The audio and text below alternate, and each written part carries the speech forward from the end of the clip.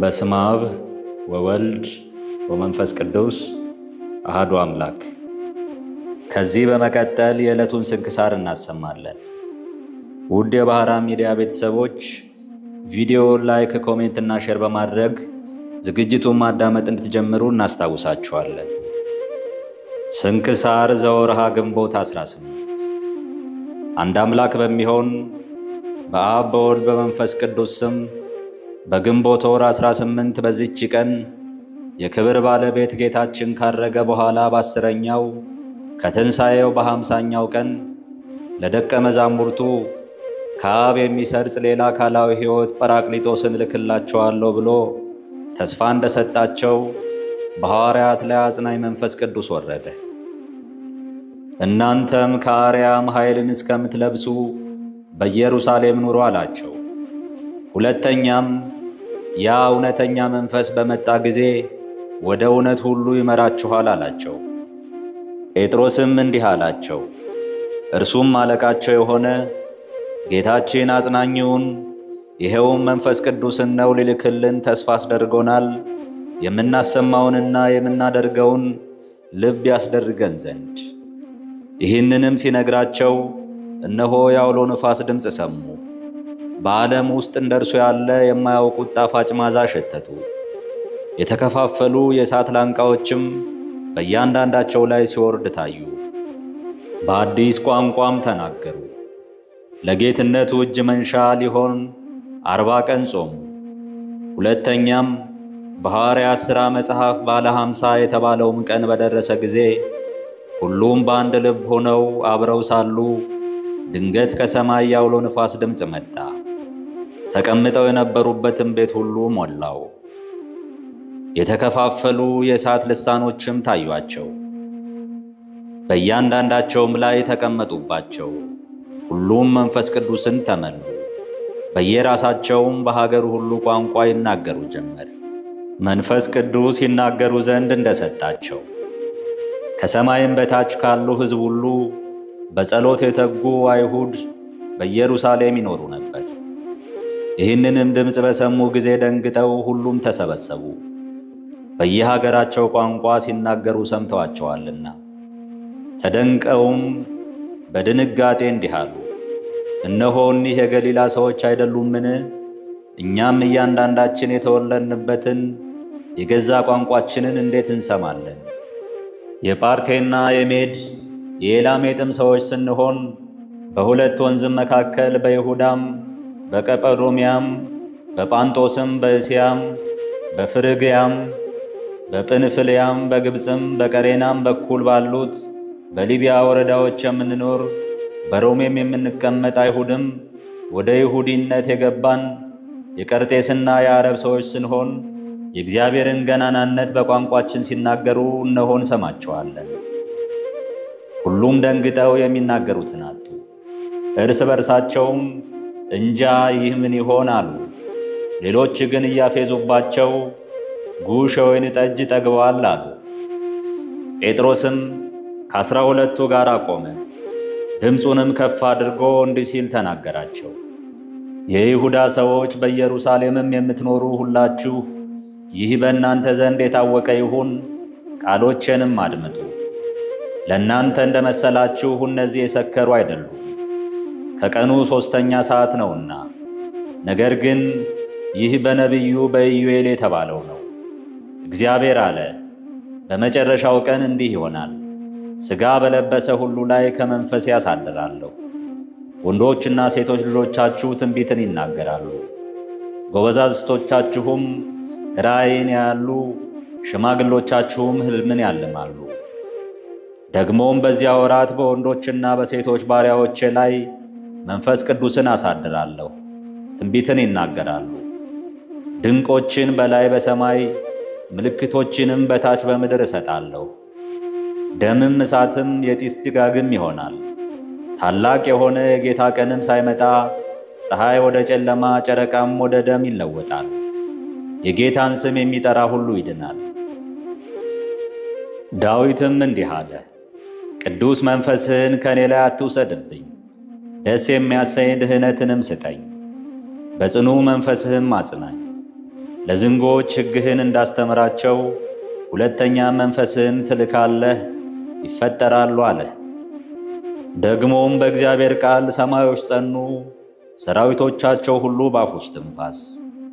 ኢሳይያስም እንዲህ አለ፣ በእኔ ሕልውና ያለ ያዋሃደኝ ሕይወቴ መንፈስ ቅዱስ ለድሆች የምሥራችን እሰብክ ዘንድ ለተማረኩትም ነፃነትን የእግዚአብሔርንም ዓመት የተመረጠ ለው ዘንድ ላከኝ። ጌታችንም እንዲህ አለ፣ ከእናንተ ጋር ሳለሁ ይህን ነገርኳችሁ። ነገር ግን አብ በስሜ የሚልከው አጽናኝ መንፈስ ቅዱስ እርሱ ሁሉን ያስተምራችኋል፣ እኔም የነገርኳችሁን ሁሉ ያሳስባችኋል። እኔ ሰላምን እተውላችኋለሁ፣ የአባቴንም ሰላም እሰጣችኋለሁ። እኔ የምሰጣችሁ ዓለም የሚሰጠው ስጦታ አይደለም። ልባችሁ አይታወክ፣ አትፍሩም። እኔ ሄዳለሁ፣ ወደ እናንተም ተመልሼ እመጣለሁ እንዳልኳችሁ ሰማችሁ። ሁለተኛ ደግሞ እንዲህ አለ፣ እኔ ከአብ ዘንድ የምልክላችሁ አጽናኝ እርሱም ከአብ የሚገኝ የእውነት መንፈስ በመጣ ጊዜ እርሱ ስለ እኔ ይመሰክራል። እናንተም ደግሞ ከመጀመሪያ ከእኔ ጋር ኖራችኋልና ምስክሮቼ ናችሁ። እንዳትሰነካከሉ ይህን ነግሬያችኋለሁ። ከምኵራባችሁ ያወጧችኋል። ከዚህም በላይ ደግሞ የሚገድላችሁ ሁሉ ለእግዚአብሔር መሥዋዕት እንደሚያቀርብ የሚመስልበት ጊዜ ይመጣል። እኔም እውነት እነግራችኋለሁ፣ እኔ ብሄድ ይሻላችኋል። እኔ ካልሄድኩ ግን አጽናኙ መንፈስ ቅዱስ ወደ እናንተ አይመጣምና፣ ከሄድኩ ግን እርሱን እልክላችኋለሁ። እርሱም መጥቶ ስለ ኃጢአት፣ ስለ ጽድቅም፣ ስለ ፍርድም ዓለምን ይወቅሰዋል። ስለ ኃጢአት በእኔ አላመኑምና፣ ስለ ጽድቅም ወደ አብ እሄዳለሁና እንግዲህም አታዩኝምና፣ ስለ ፍርድም የዚህ ዓለም ገዢ ይፈርድበታልና አላቸው። የምነግራችሁም ገና ብዙ አለኝ፣ ነገር ግን ዛሬ ልትሸከሙት አትችሉም። እርሱ የእውነት መንፈስ በመጣ ጊዜ ወደ እውነት ሁሉ ይመራችኋል። የሚሰማውን ሁሉ ይናገራል እንጂ ከራሱ አይነግርምና የሚመጣውንም ይነግራችኋል። እርሱ እኔን ይገልጣል፣ ከእኔም ገንዘብ አድርጎ ይነግራችኋልና። ለአባቴ ያለው ሁሉ የእኔ ገንዘብ ነውና፣ ስለዚህ ከእኔ ገንዘብ አድርጎ ይነግራችኋል አልኳችሁ። ጥቂት ጊዜ አለ፣ አታዩኝም። ደግሞም ጥቂት ጊዜ አለ፣ ታዩኛላችሁ፣ ወደ አብ እሄዳለሁና። ደቀ መዛሙርቱም እርስ በርሳቸው እንዲህ ተባባሉ፣ ምንድነው ይህ ነገር? ጥቂት ጊዜ አለ፣ አታዩኝም፣ ደግሞም ጥቂት ጊዜ አለ፣ ታዩኛላችሁ፣ ወደ አብ እሄዳለሁና የሚለን። ጌታ ኢየሱስም ሊጠይቁት እንደሚሹ አወቀባቸው፣ እንዲህም አላቸው፣ ስለዚህ ነገር እርስ በርሳችሁ ትመራመራላችሁን? ጥቂት ጊዜ አለ፣ አታዩኝም፣ ደግሞ ጥቂት ጊዜ አለ፣ ታዩኛላችሁ ስላልኳችሁ። እውነት እውነት እላችኋለሁ፣ እናንተ እንደምታዝኑ እንደምታለቅሱ ዓለም ደስ ይለዋል። እናንተ ግን ታዝናላችሁ፣ ነገር ግን ሐዘናችሁ ደስታ ይሆንላችኋል። ሰው የሆነበትንም ሥራ በፈጸመ ጊዜ ሂዱና አሕዛብን ሁሉ አስተምሩ፣ ስታጠምቋቸውም በስመ አብ ወወልድ ወመንፈስ ቅዱስ በሉ፣ ያዘዝኳችሁን ሁሉ እንዲጠብቁ አስተምሯቸው። እኔም እስከ ዓለም ፍጻሜ በዘመኑ ሁሉ ከእናንተ ጋር እኖራለሁ አላቸው። ለጌታችን ኢየሱስ ክርስቶስም ከቸር አባቱ አዳኝና ሕይወት ከሆነ ቅዱስ መንፈሱ ጋር ጌትነት፣ ክብር፣ ምስጋና ይሁን ለዘላለሙ አሜን። በዚህችም ዕለት የአባ አብርሃም ጓደኛ የከበረ አባ ጋርጌ አረፈ። ይህም ቅዱስ የክርስቲያን ወገን ነው። ወላጆቹ ደጎች ጻድቃን ናቸው። ባደገም ጊዜ የወላጆቹን ከብቶች የሚጠብቅ እረኛ ሆነ። ሁልጊዜም የምንኩስና ልብስ ይለብስ ዘንድ በልቡ ይመኝ ነበር። 14 ዓመትም በሆነው ጊዜ የእግዚአብሔር ጸጋ አነሳሳችው። በጎቹንም ትቶ ወደ አስቄጥስ ገዳም ሄደ። እየተጓዘም ሳለ ከሩቅ የብርሃን ምሰሶ አየ። ወደ ወንዝ እስከደረሰ ድረስ ወደ እርሱ ሄደ። ከዚህም በኋላ ያ የብርሃን ምሰሶ ከእርሱ ተሰወረ። ያንንም ወንዝ በተሻገረ ጊዜ በሽማግሌ አምሳል ሰይጣን ተገለጠለትና ልጄ ሆይ እወቅ፣ ስላንተ ልብሱን ቀዶ አባትህን አየሁት። እርሱም ያዝናል፣ ያለቅሳል። ተመልሰ የአባትህን ልብ ልታጽናና ይገባሃል፣ የዱር አውሬ ነጥቆ የበላህ መስሎታልና አለው። አባ ጋርጊም ደንግጦ 1 ሰዓት ያህል ቆመ። ከዚህም በኋላ የከበረ ወንጌል ከኔ ይልቅ አባቱንና እናቱን የሚወድ ለኔ ሊሆን አይገባውም፣ ደቀ መዝሙሬም ሊሆን አይችልም ብሏል ብሎ አሰበ። ይህንንም ባለ ጊዜ ሰይጣን እንደ ጢስ ሆኖ ተበተነ። አባ ጋርጊም ሰይጣን እንደሆነ አወቀ። በዚያን ጊዜም ያ የብርሃን ምሰሶ ደግሞ ተገለጠለት።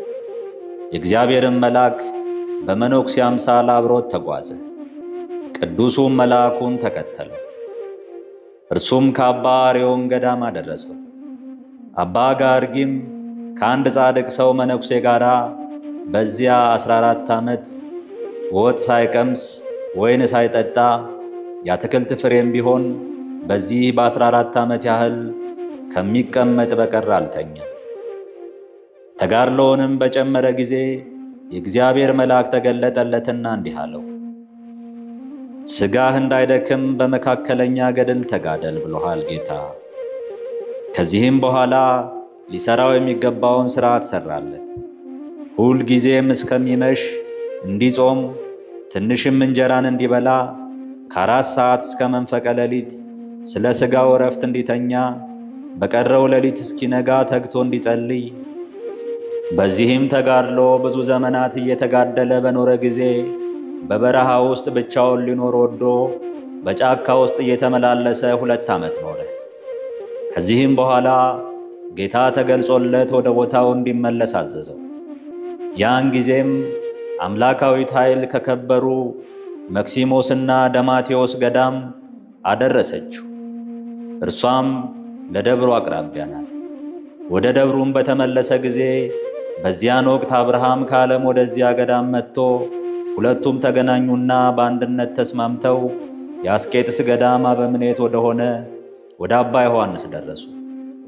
እርሱም ቦታ ሰጥቷቸው በውስጡ ኖሩ። ያ ቦታም እስከ ዛሬ ታውቆ ይኖራል። ያችም ዋሻ በግቢግ ትባላለች። የክብር ባለቤት ጌታችን ኢየሱስ ክርስቶስ አለት የሆነ ጣሪያዋን ሰንጥቆ ወደ እነርሱ የወረደባት ናት። እነርሱም ሰገዱለት። ሰላምታም ሰጥቷቸው አጽናንቷቸው ከእርሳቸው ዘንድ አደረገ። በዚያችም ጌታችን በወረደበት መስኮት ብርሃንን አዩ። እስከ ዛሬም የተከፈተች ሆና ትኖራለች። እኒህ ቅዱሳንም ለመነኮሳት የሚሆን ብዙ ድርሳናትንና ብዙ ተግሳጻትን ደረሱ። ለአባቶቹ የሚታዘዘውንና የሚገዛውን አመሰገኑት። ከዚህም በኋላ አባ አብርሃም ጥር 2 ቀን አረፈ። ከእርሱ በኋላም የከበረ አባ ጋርጊ በዚህች በግንቦት ወር በ18 ቀን አረፈ። መላ ዕድሜውም 72 ዓመት ሆነ። በዓለም 14 ዓመት በምንኩስና 58 ዓመት ነው። ለእግዚአብሔር ምስጋና ይሁን፣ እኛንም በጸሎቱ ይማረን፣ በረከቱም ከእኛ ጋር ትሁን አሜን። በዚህች ዕለት የሰማዕት ሲኖዳ መታሰቢያው ነው። በረከቱ ከእኛ ጋር ለዘላለም ትኑር አሜን። ግንቦት 18 ቀን የሚከበሩ ዓመታዊ የቅዱሳን በዓላት፣ አንደኛ ቅዱሳን ሐዋርያት ወአርድእት፣ ሁለተኛ አባ ጋርጊ ገዳማዊ፣ ሦስተኛ ቅዱስ ሲኖዳ ሰማዕት። ወርሃዊ በዓላት፣ አንደኛ ቅዱስ ፊልጶስ ሐዋርያ፣ ሁለተኛ አቡነ ዮስጣቴዎስ ሰባኪ ሃይማኖት፣ ሦስተኛ አቡነ አኖሪዎስ ዘደብረ ጽጋጋ፣ አራተኛ ማር ያዕቆብ ግብፃዊ። ባለ 50 የተባለው ቀን በደረሰ ጊዜ ሁሉም በአንድ ልብ ሆነው አብረው ሳሉ ድንገት እንደሚነጠቅ አውሎ ንፋስ ከሰማይ ድምፅ መጣ። ተቀምጠው የነበሩበትንም ቤት ሁሉ ሞላው። እንደ እሳትም የተከፋፈሉ ልሳኖች ታዩአቸው፣ በእያንዳንዳቸውም ላይ ተቀመጡባቸው። በሁሉም መንፈስ ቅዱስ ሞላባቸው። መንፈስም ይናገሩ ዘንድ እንደሰጣቸው በሌላ ልሳኖች ይናገሩ ጀመር። ሐዋርያት ምዕራፍ 2 ከቁጥር 1 እስከ 4።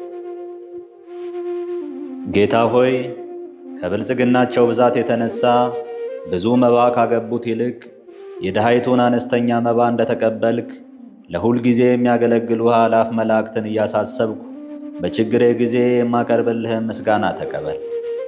እናንተም ቅዱሳን ነቢያት፣ የወንጌል ሰባኪያን ሐዋርያት፣ ሰማዕታትና ጻድቃን፣ ትጉሃን መላእክት፣ ፍጹማን ደናግል እንዲሁም ደጋጎች መነኮሳት ሆይ ልጅ አዋቂ ሳይለይ የምንሰበሰብባትን የጉባኤ ቦታ ባርኩ።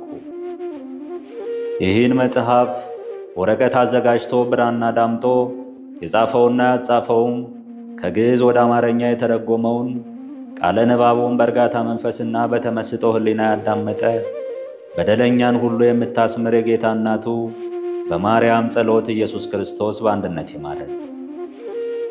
አነሳስቶ ላስጀመረን አስጀምሮ ላስፈጸመን ለልዑል እግዚአብሔር ክብር ምስጋና ይግባው፣ አሜን። ውድ የባህራን ሚዲያ ቤተሰቦች ይህ ቻናል ለበርካታ የተዋሕዶ ልጆች ተደራሽ እንዲሆን ቪዲዮውን ላይክ፣ ኮሜንት እና ሼር በማድረግ እንዲሁም ቻናሉን ሰብስክራይብ በማድረግና የደወል ምልክቱን በመጫን በየዕለቱ የምንለቃቸውን ቪዲዮዎች እንድትከታተሉና ቻናሉን ተባብራችሁ እንድታሳድጉት በአክብሮት እንጠይቃችኋለን። እናመሰግናለን።